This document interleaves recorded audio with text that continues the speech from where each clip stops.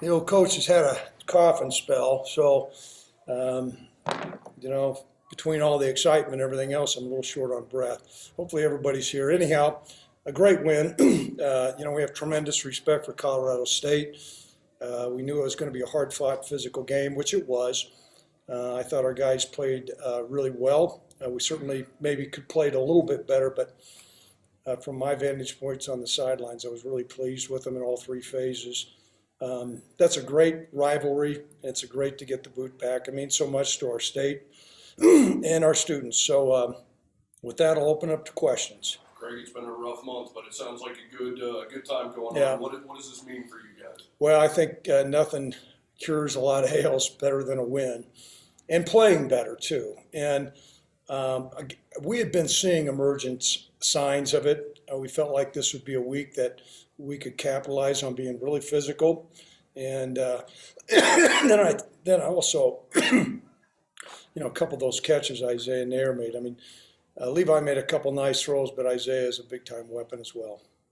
Can you talk a little bit about the running game? I mean, it's just you were on all cylinders.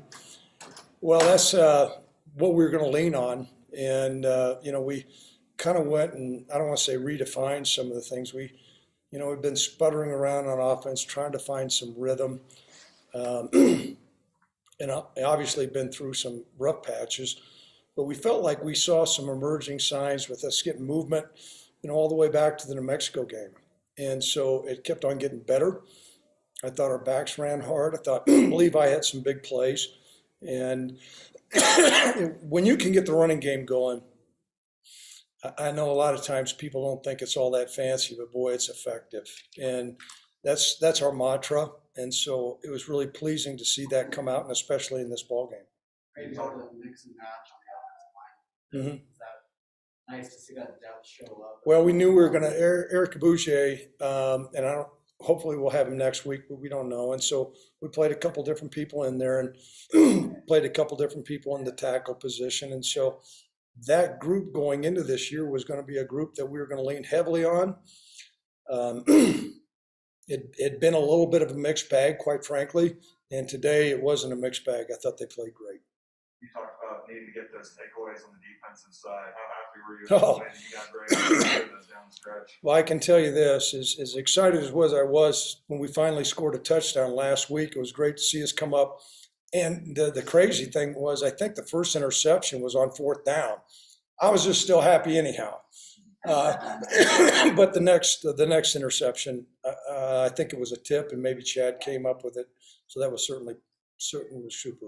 I know McBride had double-digit catches today, but you guys kept him between the 20s. How about the job Keontae and CJ? Oh, the guys did a great job. And I've known Trey since we recruited him, talked to him before the game.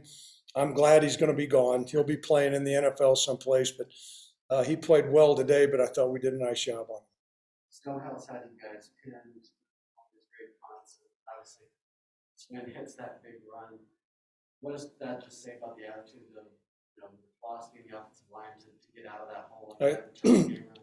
And Stonehouse is another guy I'm going to glad to see gone. Yeah, that play popped, and that's been in our playbook for quite some time. When we called it, we got great angles, and I think Titus read it right and popped it and flipped the field over. I thought that was probably the biggest play of the game. I think I saw Alex Brown go down. Do you have an update on Yeah, what he's doing? do not. I'll find out a little bit more tomorrow. I know he was not able to finish the game. What does it say about Naylor not only he's making this plays, but the other team knows he's pretty much the main weapon in the passing game and still able to do it? He's unusually gifted. He's got really strong hands. He's got a great catch radius, and he can run like a deer. Excuse me, that's a tough combination, and people know we're going to him.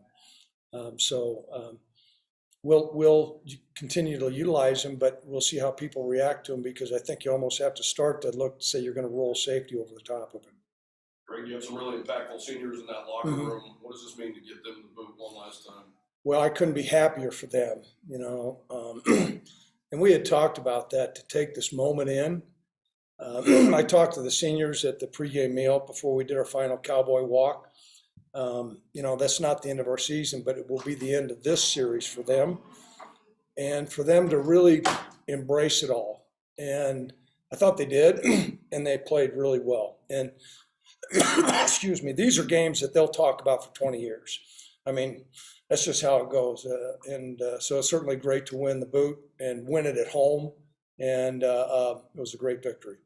When you guys came out of the tunnel to start the game, you were like tested your 40 time and whenever got students fired up. I mean, did you have a good feeling that your game plan was? Who got the students fired up? You did. You came running out. Oh. Got the students. I mean, were you confident your game plan was? I was on edge, and I told myself, hell, I was going to beat all the players out there because usually I just pull over the side.